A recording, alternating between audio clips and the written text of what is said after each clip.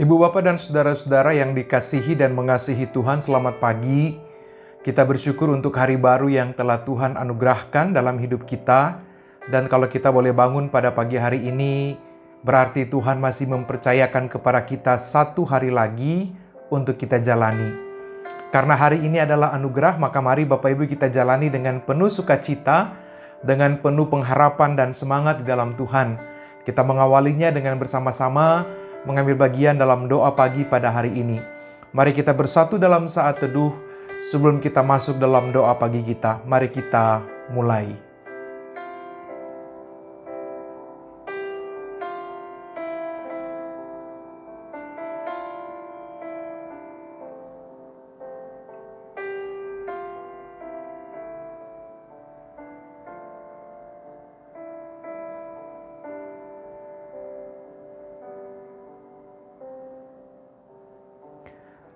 Kami berterima kasih atas kemurahan Tuhan yang terus nyata dalam hidup kami.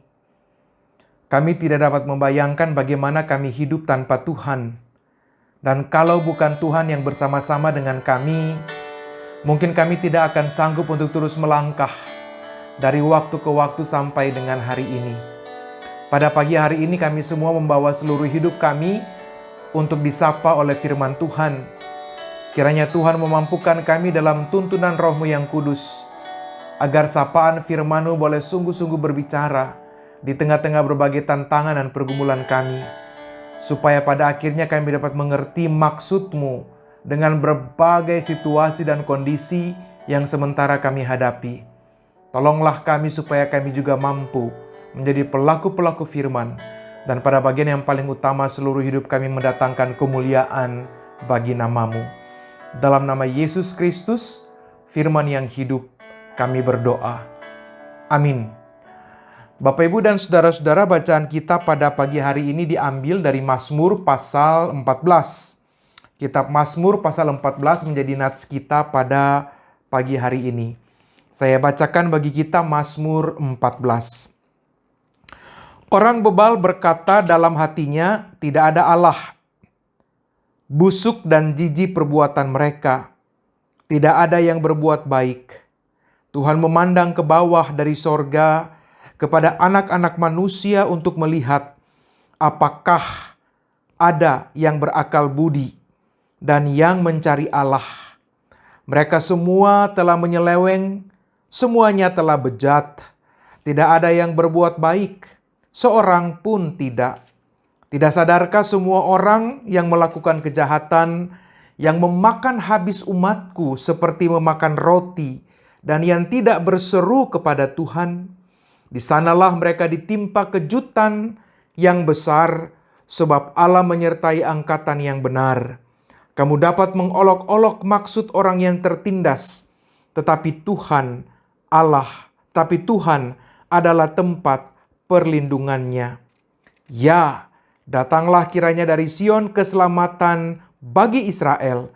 Apabila Tuhan memulihkan keadaan umatnya, maka Yakub akan bersorak-sorak, Israel akan bersuka cita. Bapak, Ibu, dan saudara-saudara, begitulah bacaan kita pada pagi hari ini. Mazmur 14, Bapak, Ibu, dan saudara-saudara, dapat kita lihat atau dapat kita pahami paling tidak dari dua sudut pandang atau dari dua perenungan. Yang pertama, dia menceritakan atau dia mengisahkan kepada kita tentang orang-orang yang meyakini atau orang-orang yang memahami bahwa Tuhan itu tidak ada atau tidak ada Allah. Dampaknya apa, Bapak, Ibu, dan saudara-saudara? Sebagaimana dijelaskan dalam teks kita tadi, dampaknya adalah bahwa mereka melakukan hal yang bejat, tidak ada yang berbuat baik, dan semua orang melakukan kejahatan. Jadi bagi orang yang berpikir bahwa Tuhan itu tidak ada, maka mereka dapat menjalani hidup dengan semau-maunya, dengan kehendak dirinya sendiri, dan melupakan bahwa sebenarnya perjalanan hidup dalam dunia itu semuanya ada di dalam kekuasaan Tuhan. Nah, Bapak, Ibu, dan saudara-saudara, ketika bicara tentang ketiadaan, tentang eksistensi Tuhan, ada kisah umum ya yang selalu dibicarakan ya. Orang selalu berpikir bahwa kisah tentang tukang cukur itu paling baik ya, paling tidak dalam versi yang sangat sederhana, itu kisah yang cukup baik untuk menjelaskan tentang eksistensi Tuhan, bahwa Tuhan itu ada. Jadi satu waktu Bapak Ibu dan saudara-saudara, ada seorang tukang cukur.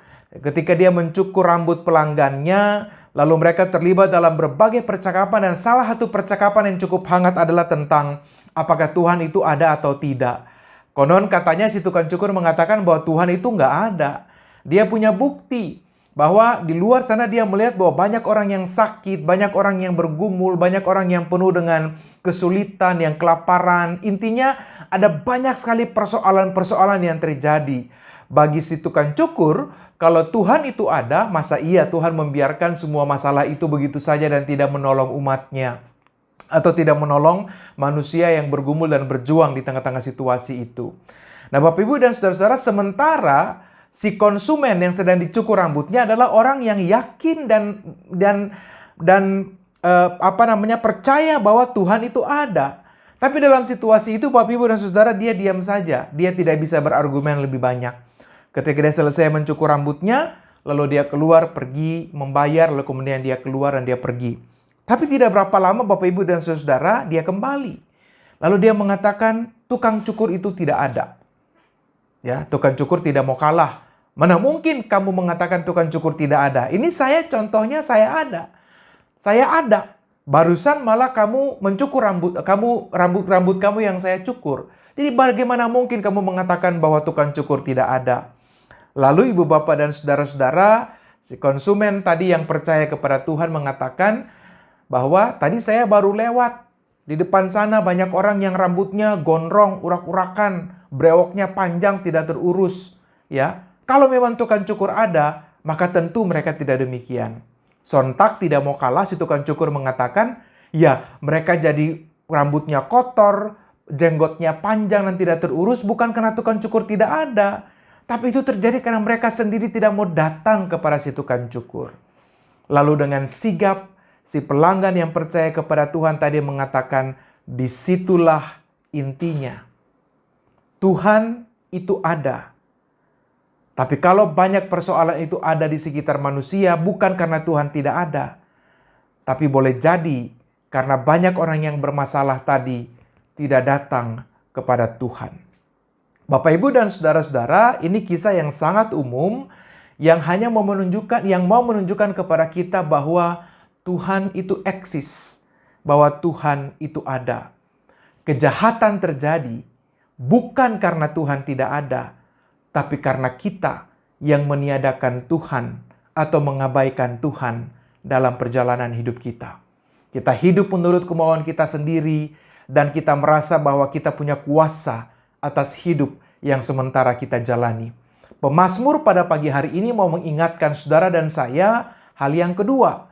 Kalau hal yang pertama, dia menunjukkan pengalaman-pengalaman atau kenyataan bahwa orang-orang yang jahat, orang-orang yang kalau kita menggunakan bahasa pemazmur, orang-orang yang bejat, orang-orang yang tidak mampu berbuat baik, mereka mengatakan Tuhan itu tidak ada. Tapi pada situasi yang lain, orang-orang yang percaya bahwa Tuhan itu ada, bahwa Tuhan itu nyata, bahwa Tuhan itu real, bekerja dan berkarya bagi kehidupan orang-orang yang percaya kepadanya. Pada akhirnya, pada bagian yang kedua dalam perenungan kita pada pagi hari ini, dikatakan bahwa Tuhan adalah tempat perlindungannya. Nah, ayat yang ke-6 dikatakan, kamu dapat mengolok-olok maksud orang tertindas. Artinya orang-orang yang jahat tadi, orang-orang yang bejat tadi, orang-orang yang tidak mampu berbuat baik, yang mengatakan Tuhan itu tidak ada, mereka mungkin dapat mengolok-olok maksud orang yang tertindas. Tapi Tuhan adalah tempat perlindungannya. Jadi pemazmur sedang membuat kontras tentang bagaimana kehidupan orang yang meyakini bahwa Tuhan sungguh hadir, yang percaya bahwa Tuhan adalah tempat perlindungannya. Mereka adalah orang-orang yang tetap teguh berdiri di tengah-tengah tantangan dan persoalan-persoalan hidup. Dan itu berbanding terbalik dengan orang-orang yang selalu berbuat kejahatan, yang mengatakan Tuhan itu tidak ada, yang hidup hanya untuk dirinya sendiri. Dan pada bagian yang kedua ini, pemazmur kemudian menegaskan tentang pengharapan orang-orang yang sungguh percaya kepada Allah. Bapak, Ibu, dan saudara-saudara yang dikasihi dan mengasihi Tuhan, boleh jadi di tengah-tengah dunia ini kita yang percaya kepada Tuhan, yang sungguh beriman kepada Tuhan, kadangkala dianggap atau terlihat seperti seorang pecundang.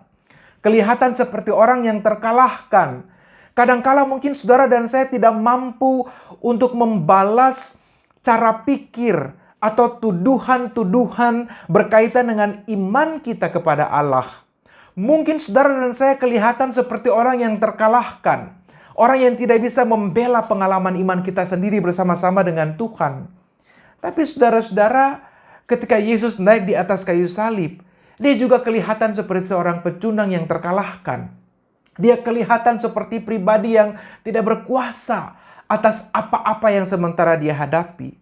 Tapi jangan salah Bapak, Ibu, dan saudara-saudara, pengalaman di atas salib yang dialami oleh Yesus yang kelihatan seperti orang terkalahkan itu justru menjadi sebuah kekuatan dan kemenangan abadi yang melalui pengalaman itu saudara dan saya terhisap di dalam karya keselamatan Allah. Mungkin pada waktu itu kalau Yesus mau bela diri sangat bisa. Tapi dia memilih jalan itu supaya pada akhirnya saudara dan saya mampu berdiri atas iman kita saat ini, berpegang teguh kepada Tuhan, dan terus mantap melangkah di dalam perjalanan iman kita ke depan. Nah, karena itu Ibu Bapak dan Saudara, kalau saat ini saudara dan saya mungkin tampak seperti orang-orang bodoh yang tidak mampu untuk berdiplomasi tentang iman kita. Mungkin orang banyak menuduh kita dengan semua yang kita percayai dan kita yakini, dan kita tidak dapat untuk membalas cara pikir mereka dengan kata-kata kita yang baik.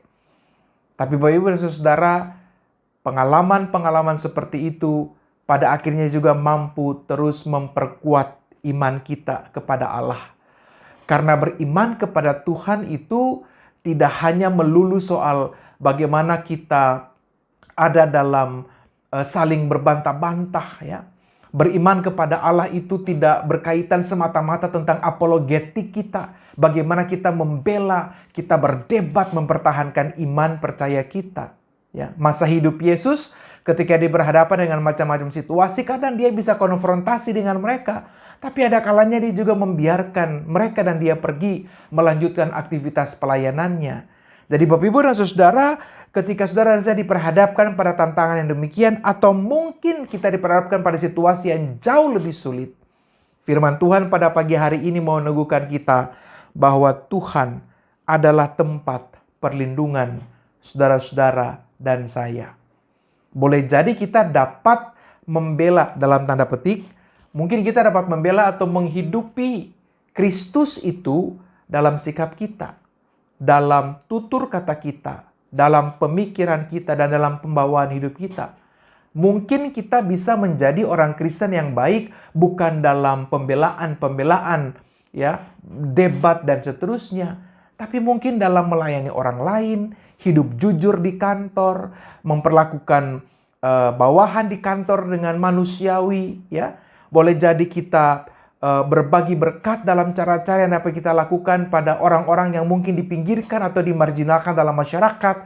Itu adalah cara-cara saudara dan saya untuk menghidupi Kristus. Dan itu menjadi sebuah bentuk perwujudan iman yang luar biasa.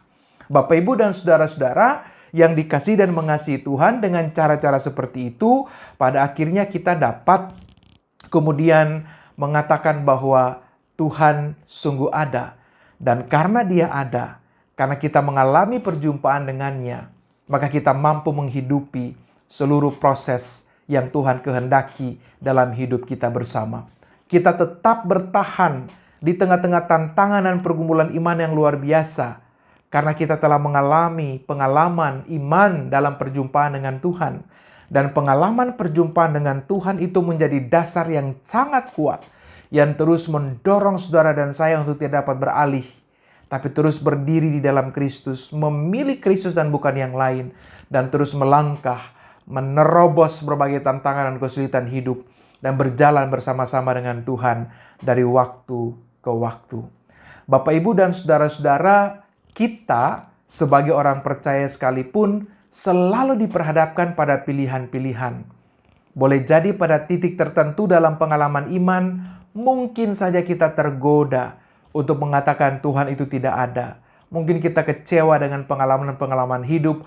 Mungkin kita berpikir terlalu spekulatif menurut kehendak kita sendiri. Lalu kita menuduh Tuhan segala macam. Dan pada akhirnya kita mengatakan, percuma juga beriman pada Tuhan. Tapi kita juga punya pilihan yang lain untuk terus percaya pada Tuhan dan terus mengalami bukti-bukti pemeliharaan Tuhan dalam perjalanan hidup kita. Betapapun kaburnya, kita mampu melihat bagaimana Tuhan bekerja dalam hidup kita. Tapi satu hal yang jangan pernah kita ragu, bahwa Tuhan tidak pernah berhenti mengasihi saudara dan saya. Bahwa dalam keadaan yang sesulit apapun, Dia tetap ada di sana. Dia bersama-sama dengan kita. Dan Dia menanti kita untuk berjalan memberikan kelegaan kepada saudara-saudara dan saya. Apakah saudara-saudara mengingat pengalaman 2 orang berjalan ke Emmaus pasca kebangkitan Kristus? Ketika mereka berjalan kembali ke Emmaus, pulang ke Emmaus, mereka penuh dengan hati yang galau ya, penuh dengan ketakutan, penuh dengan kekhawatiran, penuh dengan mungkin juga ketidakpercayaan, bahkan kekecewaan. Dan ketika Tuhan ada bersama-sama dengan mereka di sepanjang perjalanan itu, mereka tidak sadar akan kehadiran Tuhan. Tapi ketika mereka tiba di Emmaus, dan pada titik di mana mereka menyadari bahwa Tuhan hadir bersama dengan mereka, mereka kembali ke Yerusalem. Ya, mereka tidak memilih nanti atau pagi hari atau subuh, tidak. Mereka langsung pada saat itu juga kembali ke Yerusalem. Nah, bagi orang-orang yang mengalami perjumpaan dengan Tuhan, selalu ada energi untuk tetap percaya dan melakukan hal-hal terbaik dalam perjalanan hidupnya. Bukan sebagai sebuah pembuktian kepada orang-orang bahwa Tuhan itu ada, bukan. Tapi sebagai sebuah pengalaman iman yang kemudian berdampak dalam kehidupan yang jauh lebih luas lagi. Sebab kalau bicara soal bukti membuktikan dalam tradisi iman atau dalam pemahaman iman, ibu bapak dan saudara-saudara, maka selalu saja terjadi bahwa bagi orang yang percaya tidak butuh bukti. Tapi bagi orang yang percaya, mereka tidak membutuhkan bukti. Tapi bagi orang yang sudah tidak percaya, 1000 bukti pun tetap kurang. Nah, sebab itu mari bersama-sama kita menghidupi iman kita di dalam terang kasih Kristus. Ya, jangan pernah tergoda, jangan pernah ragu untuk berbalik dari Tuhan bagaimanapun pengalaman hidup yang kita jalani. Karena kita yakin bahwa bersama-sama dengan Tuhan, Tuhan selalu menjadi tempat perlindungan kita. Tetap teguh di dalam Tuhan, tetap semangat dalam pengharapan akan Tuhan, sekalipun mungkin saudara dan saya sedang bergumul dan berjuang dalam banyak-banyak persoalan. Dan kita percaya bahwa bersama-sama dengan Tuhan, kita mampu untuk melalui seluruh proses ini. Tuhan kiranya menolong dan Tuhan memberkati kita. Mari kita bersatu di dalam doa. Bapa yang baik, kami berterima kasih kalau pada hari ini kami belajar bagaimana menjadi orang-orang benar yang terus menjadikan Tuhan sebagai tempat perlindungan kami. Boleh jadi untuk mempertahankan iman itu kami berhadapan dengan berbagai macam tantangan dan kesulitan. Tapi tolonglah kami supaya kami tidak beralih memilih jalan yang mudah atau hidup yang penuh dengan kesenangan dan kami melupakan Tuhan. Tapi biarlah pengalaman kami dengan Tuhan di masa lalu dalam perjumpaan dan mengalami kasih karunia Tuhan menjadi dasar yang terlalu kuat untuk kami beralih. Dan biarlah dalam iman hidup kami juga boleh menjadi berkat dalam setiap cara dan kehendak yang Tuhan mau nyatakan bagi kami. Kami serahkan seluruh perjalanan hidup kami sepanjang waktu ke depan. Kami mendoakan mereka yang sedang bergumul dan berjuang dalam sakit, dalam proses pemulihan, dalam berbagai-bagai pergumulan dan tantangan hidup. Biarlah Tuhan senantiasa menjadi tempat perlindungan mereka dan kesadaran akan kehadiran dan keberadaan Tuhan di tengah-tengah pergumulan membuat setiap saudara kami yang sedang bergumul tetap punya kekuatan dan kemampuan untuk terus melangkah dalam iman dan pengharapan akan Tuhan. Terima kasih banyak untuk semua hal. Kami serahkan sepanjang hari ini dalam tangan kasih-Mu. Pertolongan Tuhan hadir atas kami. dan berkat-Mu senantiasa menyertai kami. Terpujilah nama-Mu sekarang sampai selama-lamanya. Dalam nama Yesus Kristus Tuhan, kami berdoa dan memohon, lalu biarlah anugerah dan sejahtera dari Allah Bapa dalam Kristus, dalam tuntunan Roh Kudus menyertai kami semua, dari saat ini kekal sampai selama-lamanya. Amin. Bapak, Ibu, dan Saudara, selamat kembali melanjutkan aktivitas. Kiranya Tuhan menolong dan Tuhan memberkati kita. Dan ingat, jangan pernah ada ruang keraguan terhadap Tuhan sedikit pun. Tuhan menyertai dan Tuhan memberkati kita. Bagi Bapak Ibu yang memiliki pergumulan khusus dan ingin didoakan, bisa menghubungi rekan-rekan pendeta di nomor berikut.